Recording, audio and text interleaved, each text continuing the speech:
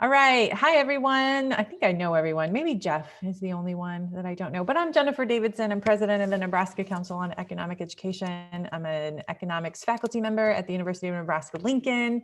I am a loud and proud econ girl all the time. Oh, I love that. I love that description. I'm Dr. Jamie Wagner. I am a newly promoted associate professor of economics, and I am the director of the Center for Economic Education at the University of Nebraska at Omaha. I'm going to click start class, but the code is up here in the corner if you still need it. But that way, I just wanted to make sure that my email was on there, jfwagner@unomaha.edu. And then you can follow me on Instagram and Twitter at ProfJWags. And then I had the pleasure to get to work with Miss Melissa Schramm, who is a business teacher extraordinaire. I assume that's like the official title on her school website. Melissa helped me out with the standards, and she's going to chime in as necessary when she feels like it. But the goal of today is to keep calm and think like an economist. So we're going to play some fun games to get you to think like an economist. But I'm going to kick it off with our business teacher extraordinaire to introduce herself and then chat about our standards today. So Ms. Schramm. Okay, well, thanks. And let's be honest, Jamie did all of this. I just wrote the standards on here. I'm not trying to take any credit for anything because Jamie did all of this. But we have, of course, showing the social studies and BMIT standards, the business standards. There are a lot. Jamie's going to cover a lot today, so I won't take a lot of your time. But these are the main ones that we're focusing on. Decision making. We all know that's the core of economics and what we study the most, and applying those concepts in social studies and then as well as in business. So if I can help with anything, please let me know, but I will stop there and let Jamie get started, get to the good stuff. Thanks. So you will all get my slides, and so you can just beg, borrow, steal whatever you want from my slides, and so that's really nice. But this will be your first Pear Deck. I know some of you have played this game with me, but if you're not familiar with Pear Deck, go on to the tablet that you're on and tell me what is economics. So type it in. And now I really love this, so I'm going to kind of teach and kind of demonstrate how I teach and my thought process. A lot of times we talk about that the think, pair, shares are really profound and really helpful for students, especially our shy students, because they're afraid that if they speak up in class, they're going to say something silly and they're going to say something wrong. And so this allows them to actually think through their thoughts and to put something down. And then you can kind of do your pair share. So this is a nice way to socially distance think, pair, share. And I can show my responses, and this one is my favorite. So normally I have the name up there, but the coolest subject ever, you are the winner today. Me. that was Jennifer. These are all really great. The science that studies how people utilize scarce resources to satisfy their unlimited wants. This sounds like someone copied and pasted that from a textbook. So that was a very definitional telling me of what economics is. Study of resource use, study of choices. This is what I say it is. Ooh, the subject that explains everything. So I don't have to convince you all. You all know what economics is, but this is by far the definition I use. It's the study of choices. And so when it sounds like it's really crazy and that it's really like students get really stressed out about it, it's like, well, did you make a choice today? Sure did. Then you used economics, right? I see everyone is dressed today. Thank you. You made a choice today. So good work on that. You've already studied some economics. It is not money, right? It is not stocks and bonds. I swear I would be a bazillionaire at this point if I got like even a quarter for every time someone said something like that. Or like, what's going to happen to the stock market? What's going to happen to interest rates? I don't know. Like, that's not my job. Do you think I would be driving a minivan if I knew what was going to happen with stocks in the future? But we can use the power of economics to help our decision making and help our financial decision making. But it truly is the study of choices. It's not this stuff. Now this session is really grounded in some really impactful research. And just so you all know, feel free to unmute yourselves and chat or put it in the chat if you have questions. I'm monitoring it. This is very casual. We don't have to, be super formal about it. But there's a really wonderful paper written by one of my favorite researchers, Mike Salemi, and he really looked at that we can lecture at students, but that's not really helping them learn what economics is. And he basically says in this paper that if you do nothing else but teach students the economic way of thinking, they will be forever better off in it. And so as college professors, we oftentimes get scrutinized because our principal students are supposed to continue on in economics and, maybe get their own PhD or whatnot. And so you struggle with these students who are going to go on for their PhD, which not many do, and then people who are just taking it to fulfill a credit. You can actually service both types of students with this economic way of thinking, and they will be forever better off in their respective paths. So this economic way of thinking is so, so wonderful. And so that's why I like to start with it. And this is how I start my course. This is how I start almost every workshop I ever do. I'm pretty sure I started this way. But when you think like an economist. And so here are the ways to think like an economist. And if your students understand this, then I think that you won that semester. So well done. But understand that people choose. People's choices involve costs. People respond to incentives in predictable ways. And people create economic systems that influence individual choices and incentives. People gain when they trade voluntarily, and then people's choices have consequences that lie in the future. And so today we're going to play a little game for each of these to demonstrate how you demonstrate this concept in your classrooms. And so they're super simple, easy games. So the first one that I need you to do is I need you to take out a piece of paper. It can be a scrap paper, I don't care. And I need you to fold that into a production possibility frontier. I need you to fold that into a paper airplane or a paper fan. Have I told you that today is the Mondayest Wednesday? I was telling Jennifer, I spent like 16 hours developing a course for Monday to realize I built it into the wrong Canvas course. So that was a lot of fun work. That's how I started my day, realizing all that work was mostly for nothing. So, paper fan or paper plane. Then on your phones, I need you to tell me, what did you make? Did you make a fan or a plane?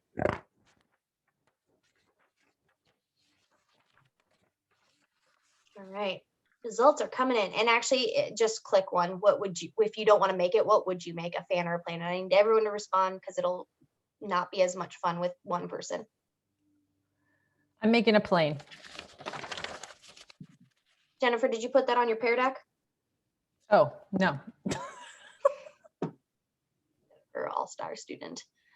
So I'm collecting your responses to see where we're at. So we have 5 people that made fans. Okay, I'm locking your screen. So we have 7 people total that are participating. That's wonderful. So let's suppose that all 7 people made a fan. How many fans would we have?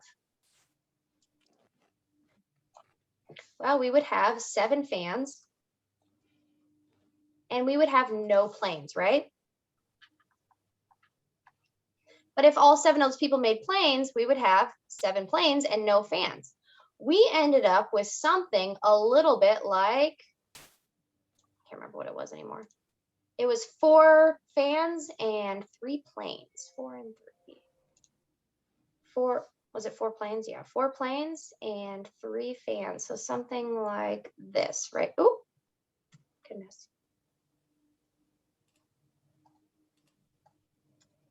I'm like 1 week out of my semester and I'm like blanking on how to do this. And so we end up with this production possibility frontier, and that's supposed to be a straight line, but you all know how straight lines work in real life. It's really tough to draw them. So the assumption of the production possibility frontier is that we have 2 goods. In this case, we're producing fans and planes. There's 2 people or resources, or 2 people or countries that are going to trade eventually. We have fixed resources. And what is our resources in this case? What resource do we have to produce our fans and planes? Paper, people. Paper, we have labor, right? Those are our resources. And we have fixed technology. What is our technology in this case to make our planes and fans? It's a really complicated technology. Our hands are our technology, right? So what should we produce? Let's call this point A, we'll call this point B, we'll call this point C. Where do you think we should be? What should we produce? I vote for B. You what? I would say B. B, why? B because B. it's a mix of goods and services. Well, fans and planes aren't, I mean, they're both goods. So the point is that it doesn't tell us what we should produce. It tells us what we can produce.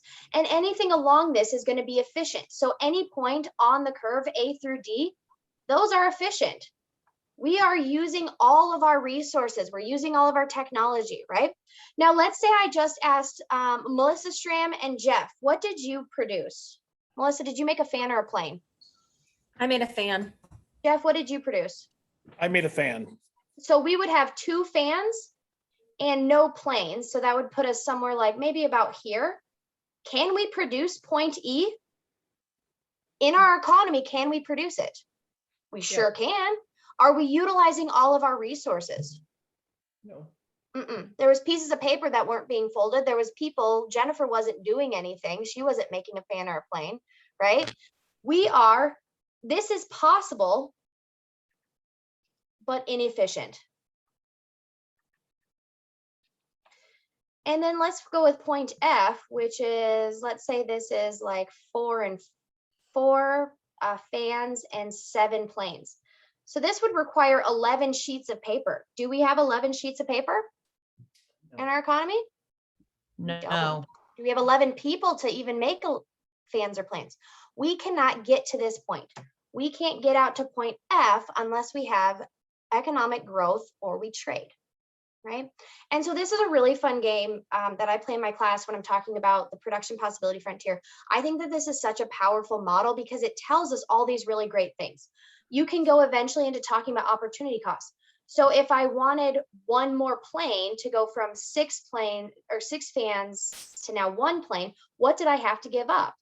Well, I had to give up a fan, right? And so you look at the opportunity cost of producing this stuff.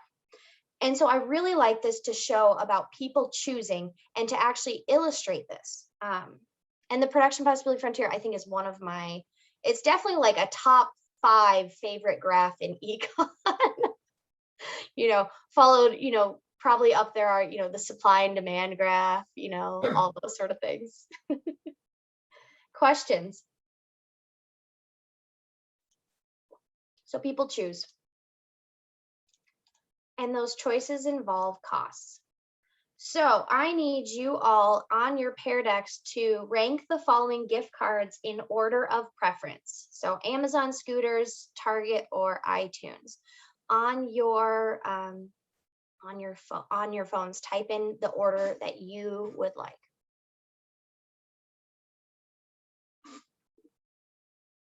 And you can go like shorthand, like SAIT or whatever, like it doesn't really matter. We're just kind of going through this quickly.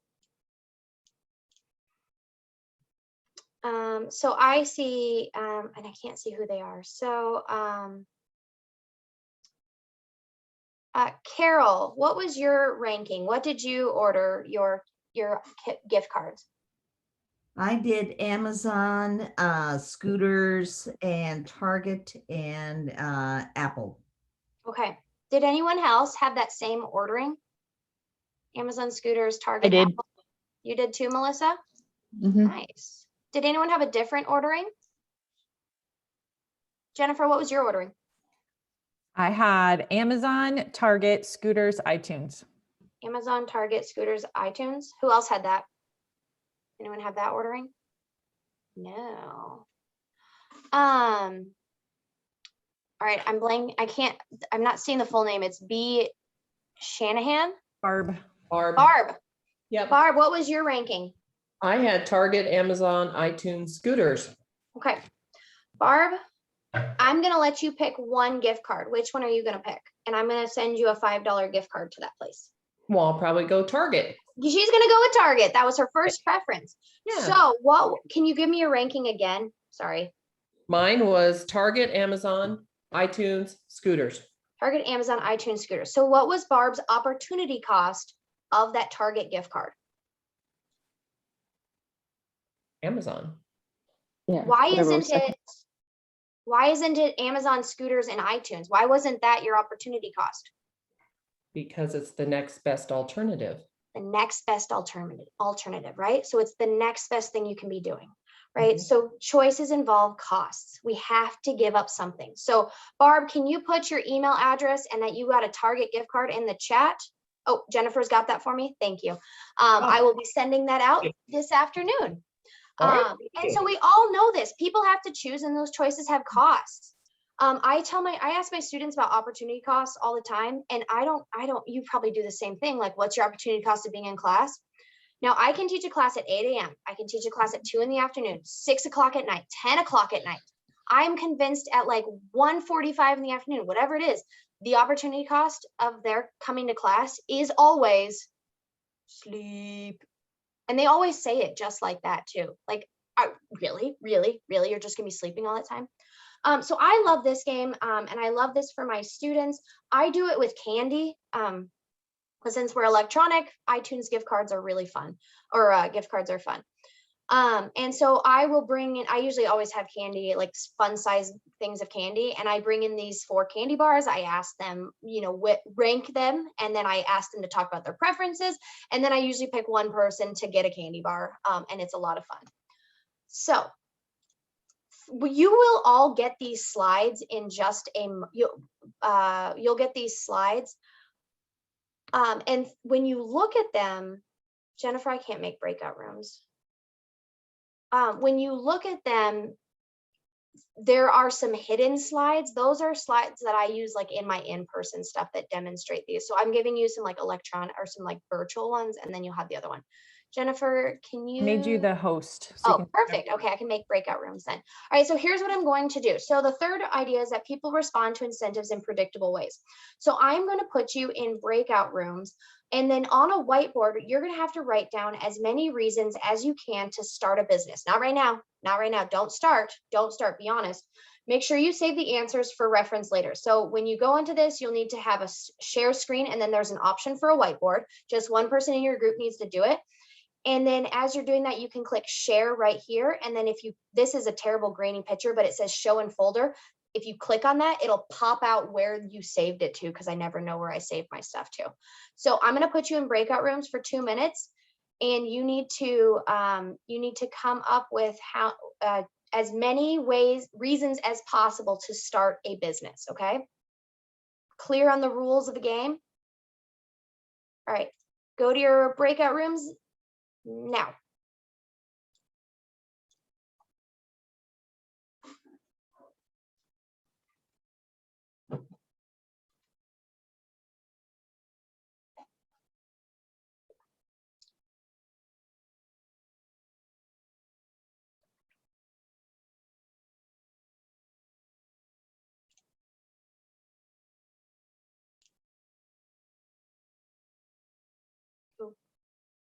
Yep, there we go.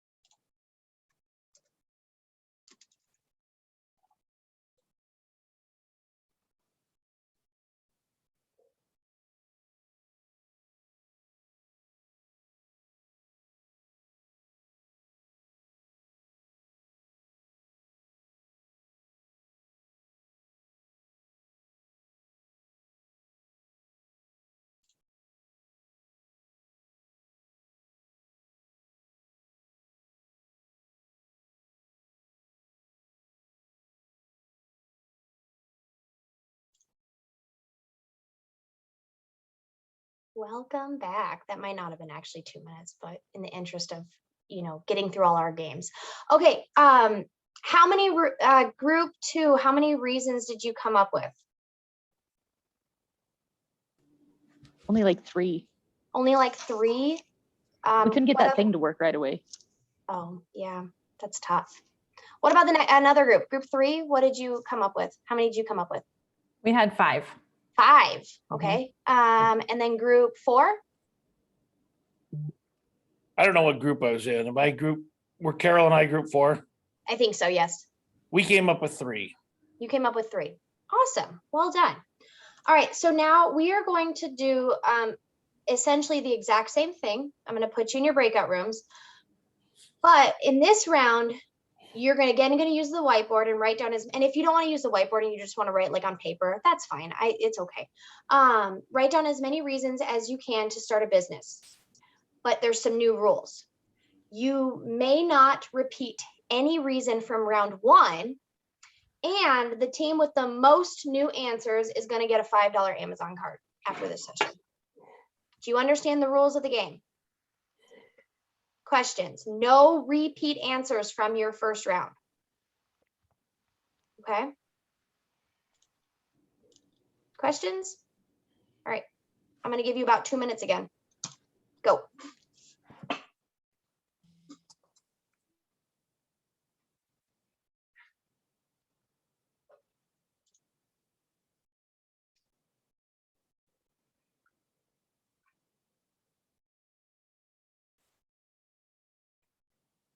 Welcome back. So how many did group 2 come up with this time?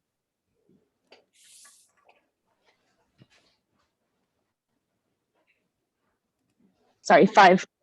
5 this time. Okay. Group 2, Jennifer, your team? For group 3, we had 8 this time. Ooh, 8. Jeff, how many did you and Carol come up with? What, Carol, 5. did we come up with 5? That's what I thought. Yeah. Yeah, 5. 5. Oh man. Wow, you all did. Jennifer, can you get emails for your group, please? And Yes. okay, emails and names. Wow, it seemed like you all worked a lot harder. Every group had more reasons than the last time. What happened? Why did you work much harder this round? Incentive. Incentives matter. Incentives. Were you all kind of, I know it's a silly $5 Amazon card, but were you like, I would like a $5 Amazon card? Is anyone super competitive? Because I would have probably jumped in to try to get that $5 Amazon card that I'm sending to myself. I didn't care. I didn't care about the $5 card. I just wanted to beat everybody else. Yes. So Me did I. too. Awesome. So Bragging rights. incentives matter. People respond to incentives in predictable ways. And this is an easy thing that you can do in your classroom. In fact, this is from my new middle school and high school entrepreneurship curriculum. Lesson 3, what's in it for me, is really looking at incentives. And so if you would like to access this, you can scan this QR code. Or it's on my website under teacher resources. And I would be happy to have that. I am going to break out all the lessons because they have a lot of really great econ games and lessons involved in them. So I'm going to start breaking them out, but you can at least access the whole thing. And then there's slides too, which is really fun. So you can play this in your class. You can use a candy bar, right? You can use extra credit points. There's lots of incentives that you all can come up with in your classroom to get the point across that incentives matter, right? And those incentives are those rewards or penalties that result from choices people make. They can be positive or negative, monetary, non-monetary, right? You all can think about a lot of these different things, right? In your classroom, you have your own little ecosystem, right? Which kind of makes me think about when people create economic systems that influence individual choices and incentives. So what economic incentives and economic systems do you have in your own classroom? How do you in your own classroom affect individual choices? What do you do? And you don't have to type these out. I would love you to share out what you do in your classroom. How do you create your own little economic system? Even just grades are Yes. I mean, can you have, and it's like every class is its own little kind of country or economic system, because can they do an assignment in Miss Pickering's class and bring it to like 8th grade geography, or well, I guess like high school geography, and be like, well, I just did this assignment. Can I can't turn it in here. You can't do that, right? What else do you have for your economic systems? The attention you give to kids and how you respond to them. Mhm. Yeah. Does anyone do Fake extra credit? money. Money? Fake, well, yeah, fake money. Fake money? Yes, I also have WAG bucks, and people can buy and sell late assignments in my class. And it's, I again, it's actually its do own real currency. money sometimes, but You do real money? sometimes we have an advisement class that there's no grade for, but it's very important information and implementing our Boys Town model. And so what I do is if the kids actually do the assignment during that 20 minutes, I give them a raffle ticket and I put two $5 bills in a jar. And at the end of the month, the last Friday of the month, we vote, do we want to raffle off all $10 or break it up into, two people can get $5 each. And so the kids started doing the assignment for those raffle tickets and it worked. I mean, it costs a little bit of money every year, but it worked. So Yeah, that's a really great example. And that's a great example of using positive incentives. And I bet you can think about negative incentives you use in your classrooms too, right? Or even in your school, detentions, in school suspensions, Fs. Those are some incentives that matter, right? And so we can see this, that people create economic systems that influence individual choices. And you can bring in tons of examples. I mean, you can even look at a lot of historical examples of looking at trade within like POW camps where they're talking about trade and using like cigarettes as currency, or there's lots of different examples like that where you can bring this in. So it's not just like an economic example, but it becomes a very good social studies example. Extra credit, bathroom passes. I remember we had to have I don't know if bathroom passes are still like a thing, but when I was in high school, we had to have bathroom passes and you only had like 5 for the whole semester. So you had to really allocate your water consumption. It was not pleasant when I was in season for Trek and they were like, you have to drink a ton of water. It's like, well, I don't know. I don't have that much bathroom pass allocations, but there's tons of this and you can see this in your classroom. Questions so far. Are you liking these games? Seeing how these games can be super easily implemented? Like really, we're going through a lot of these games and almost in their entirety. And so this is not like you have to dedicate 2 weeks to some of these concepts. Like these are quick, fun games. All right, so the next thing I want you to do, so people gain when they trade voluntarily. And this is a really important thing. And it really is grounding in just the economic way of thinking, but it also helps develop when you're talking about international trade of, why do we trade, right? So thinking about, does anyone here sew? Do you sew your own clothes?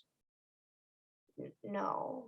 I mean, and people say like, it's good to be self-sufficient. Does anyone think it's really good to be self-sufficient? Because I do not, right? But I always have those students that are like, yeah, it's super good to be self-sufficient. And I was like, okay, so what'd you have for breakfast today? And they'll say, whatever they say. I'm like, well, do you have a chicken out back? Right? If they're having eggs, or did you grow the grain that you had in your cereal, right? And so it talks about like how almost impossible it is to be self-sufficient, but that we gain when we trade voluntarily. And thank goodness for trade, so I can actually, have stuff that I couldn't produce, because otherwise I would probably not be appropriately dressed for almost any situation. I would be just wearing like a bathrobe. I wouldn't even be wearing a bathrobe because I wouldn't know how to sew it. I'd just be like wearing a, sheet. But so we're going to play a trade game, and I know that some of you may have played this before. If you've played the bag game or the dollar game with me, this is that game. And then if you had done one of these workshops a couple months ago at this point, you played this game, but we're going to do it virtually again because I just love it so much. So type in the chat a number from 130. I don't care if there's repeats. It does not matter. Just type in the chat that number for you. And then just also make sure you know which number you picked, right? So type it in. If you need to write it down, that's fine. So 1 through 30. 1 through 30. Type it in.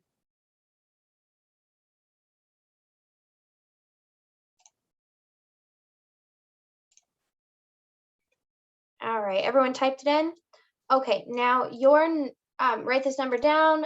In a moment, I'm gonna show you a list of items. You need to write down that item or note it that corresponds to the number you picked.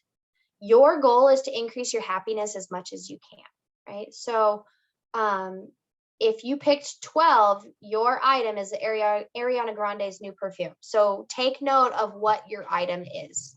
You don't have to say it, you don't have to tell me, but take note of it.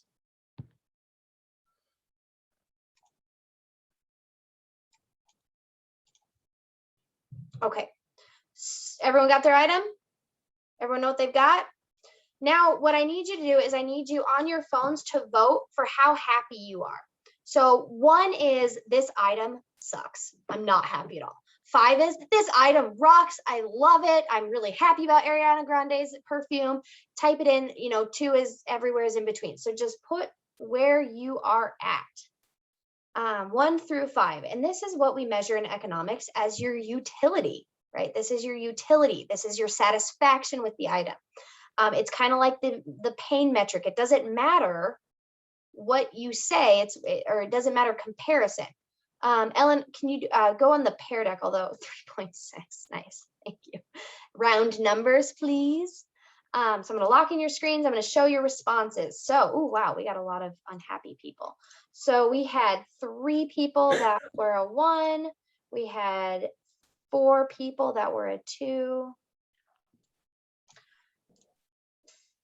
1 person was a 3 and 1 person was a 4. So our total utility, can you see my Excel screen? Our total utility is 18 for this round, okay? All right. So now I'm gonna put you into a breakout room and you can trade your item with anyone in that room. So, take it away.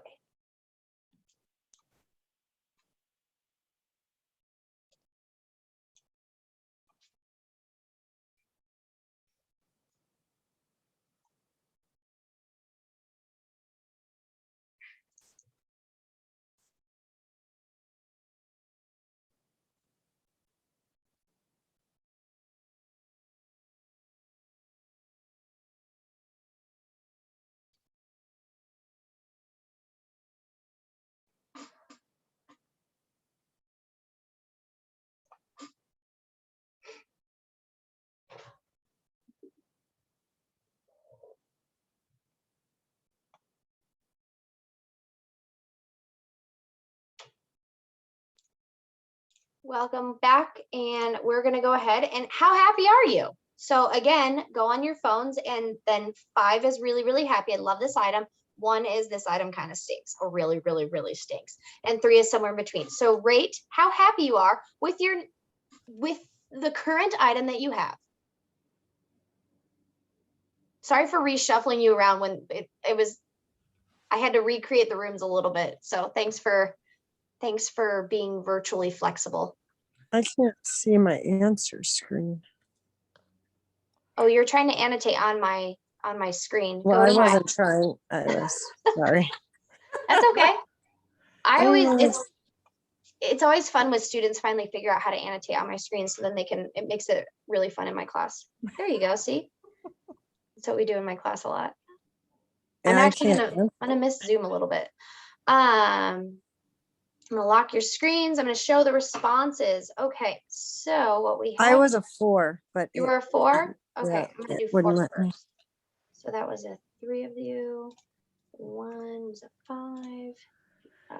1 was a 3. Oop. 1, 3. All right, so here is the new score for round 2. So we can see that. All right. How many people traded? Did anyone trade in this room? What did you have, Kim, and what did you trade it for? I had a ferret, and then I traded for an Under Armour shirt, a men's small, and then I traded for a Kansas City Chiefs shirt, large. Wow, you did a lot of trading. Who got that ferret? Jennifer. Jennifer, you wanted that ferret? Sure, I'm an empty nester. I can handle a ferret. Mike may disagree with that. And your cats might majorly disagree with that Screen it like a analysis. cat. Did anyone, are you happier, Kim and Jennifer, with your trades? Yes.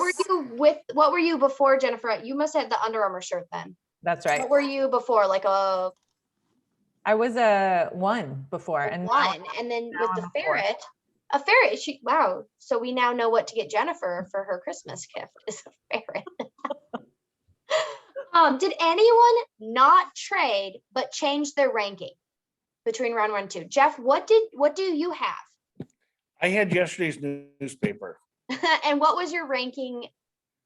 I when thought you it was first- okay. I gave it a 2 before I realized nobody wanted it. Okay, so then so then you changed to a Then 1? I changed it to a 1. Yeah. That happens because we see things, and it's very much like relative happiness of, oh, I'm fine with what I have until I see what somebody else has. My car is fine until I see Jennifer cruising around in her convertible, and then I'm really jealous, right? All right, so now round 2, I guess. You may trade with anyone in this room. So go. What does everybody have? Does anybody want my ferret? No. I think I have a want your Sam's ferret. Club. Ooh, What Ellen do you wants her have, ferret. Ellen?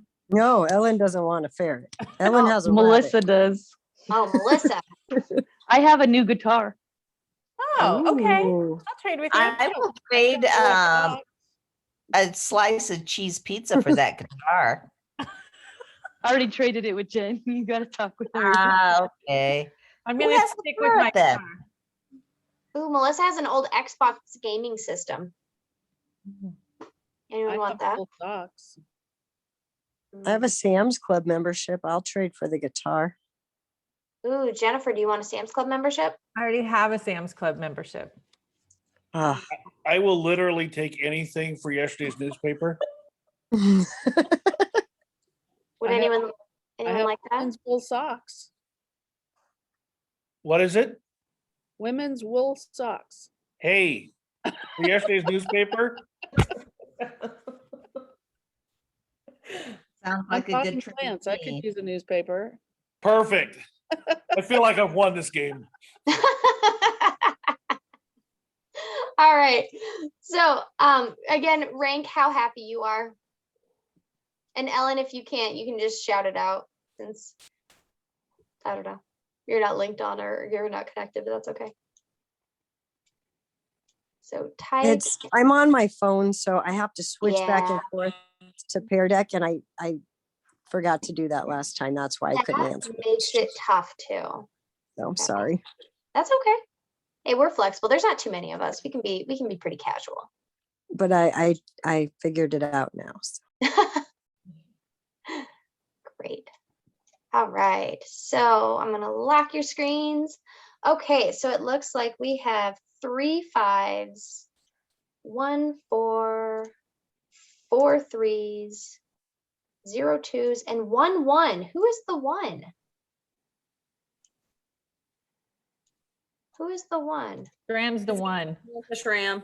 I'm the one. Melissa, you don't like your gaming system? No, I don't have time to play an Xbox and let alone figure out how to do it. I have no idea. I got Does- lost at Tetris. Does anyone want an Xbox system? I happen to have women's wool socks now. And I'll take the Hey. gaming system. I'm in. All right. So Jeff, what were you with those wool socks? I went up to a 3. I felt like I was a winner. Okay. So I'm going to go down to 3. What are you now with the Xbox game? Oh, definitely a 4. 4. Melissa, you were a 1. So now what are you? I'd say 4. I get cold feet a lot. Huh. Perfect. So what did we see happen to our happiness and our utility between the rounds? It went up. Why? Did the Great. items change? You saw what all was in play as opposed to just with 2 people. But also, did we change items? Did I inject some new stuff in there? Did that happen? No. No. Oh, we just increased the number of people who could trade. Yes. And so you can use this demonstration to show how voluntary trade is impactful. Now, if I had said you have to pay a quarter every time you traded, how many people would have traded their item? I'd been out. You probably would have been like, I'm just going to deal with whatever I have. I'll take the newspaper. I'm not going to pay a quarter to change, right? What is that? What is that quarter Tariff. charge? A tariff. It's a tariff. You can talk about these things without telling your students that it's a tariff. They get it. You don't even have to demonstrate. You can just talk about this in hypothetical situations. I often do this in my class, and I know many of you have seen this, and I have the instructions on the next slide on there, but I do bags and I put stuff in the bags. And oftentimes, like, there's A, B, C, or D, and oftentimes there's like 4 people for A and a ton of people for D. Is that okay? Do we need to have them equitable? No, No. because that's what works, because that's a real life. Can you give an example of a country that would be like A? Yeah, that doesn't have a lot of resources in their country. Japan, right? They don't have a lot of resources. How did Japan get to be Japan? Trade, right? And then you have country D, which had a ton of stuff. That could be like the US, right? Where we have all this abundance of resources, right? And you can start looking at this. The other thing I always really emphasize about trade is that in general, everyone is better off, but are we all better off the same? No. No. Is that okay? Yes. Yes. When you traded, did you care that someone went from a 2 to a 5 while you went from a 2 to a 3? Did you care that they got more utility from that trade than you did? Absolutely not. No, you don't, right? And that's the thing, like when you're talking about like trade deficits and you're talking about like exports and imports as wins and losses, it's not a loss for us to have a trade deficit, right? That's not a loss. It means I have stuff that I didn't have before, right? And so you can start thinking about this. You don't worry when you go to the store and you worry like, what's your profit margin? You don't ask these people this stuff. And so you can start showing this stuff, and that voluntary trade is important. That's really key though, that it has to be voluntary. If I said, Melissa, you have to trade your well, you wouldn't be happy. Jennifer, you have to trade that ferret, and you have to trade it with Jeff, who had that paper. Would you be happy about that? No. So it's really important that it's voluntary trade. And I love this game so much. Right. Here's a score sheet. It's just a Google sheet. You can make a copy of it. It was really complex, as you saw. It was a 1, 2, 3, 4, the things, and then I used I weighted the multiplication number of people times the utility number, and it works out wonderfully. And the last way to think like an economist, and this one was really tough to talk about or to demonstrate a game, but I wanted to show a little bit of financial literacy, that people's choices have consequences that lie in the future. And I love this comparison of looking at a 15-year mortgage versus a 30-year mortgage. I'm going to be in like my humble screen corner. In my opinion corner here of my screen, even like really in the corner there, I truly don't believe you can afford a house if you can't put 20% down and afford a 15-year mortgage. And that is because just simply look at the difference in the 15 to 30-year mortgage, right?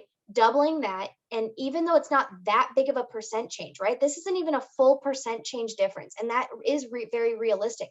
But look at the difference. You will pay $260,000 versus $357,000. And so that consequence, that choice you made to pick that 30-year mortgage, does that impact you today? Not really. If anything, it kind of helps you today, but that consequence lies in the future. Same thing with your students, right? They can choose not to do an assignment. Is that really going to impact them today? Probably not, right? But in the future, it's going to impact their grade. It's going to impact their knowledge. They're not going to do well on a test, right? And so you can start using these economic way of thinking concepts to explain why you have the policies that you have, right? And that is there's another really good research article that talks about using economic reasoning in your syllabi.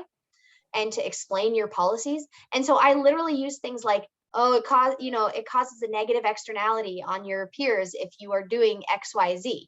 So that's why we don't allow this. And I start explaining economic way of thinking through that. This is really wonderful research about games and simulations in the class. There's a lot of clickable stuff here. I know that if you are all teachers, sometimes you don't have access to these articles. Let me know. I will email you PDFs. I will email you a PDF of any article I can acquire if you need it. Please don't ever pay for an article because I will find it for you. Okay. And then this is another really wonderful, the Journal of Economics Teaching. I would also consider you to publish some of the stuff that you are producing in your classrooms in this, because they are looking for K through 12 submissions, and they have a goal that every publication has to have. They have 4 articles. One of those has to be targeted at K through 12. So this is a wonderful opportunity for you to put out the wonderful stuff that you all are doing out there to help researchers and to help teachers. So go ahead and look through that. Oh, I didn't mean to click on that. But do classroom experiments increase learning in introductory microeconomics? They do. I didn't mean to click on that though. But thank you so much. Please know that I am here as a resource in general. Like the sky's the limit on things that you can request of me to help you in your econ personal finance classes. If you want my slides, we will send them out. But if you need them like tonight, you can take a quick scan of this QR code. Please email me, jfwagner@omaha.edu, or Melissa Schramm right there. Follow me on Instagram and Twitter. And Jennifer, I think it's time for the winner spinner time. But Yeah, the spinner winner, the winner spinner. yeah, thank you all so much it's been a year and a half. That sounds crazy, but it's been like a year. It's like this like 3 months of the year or 5 months a year have felt like a year and a half of my life. And so thank you all for everything that you are doing. And Do you see the spinner winner? yes, Oh. but thank you all for being here. And if you have questions, let me know. So we like to do incentives matter. We know that, right? We just learned that from Miss Dr. Wagner. So we advertise this to $50 Amazon gift card winner. So I'm just going to give this a little spin and we'll see who our winners are. Please be me. Please be me. Not even listed. Jeff Hart. Woohoo! Woo! I would be the ultimate Cinderella story then. Out of nowhere. And number 2.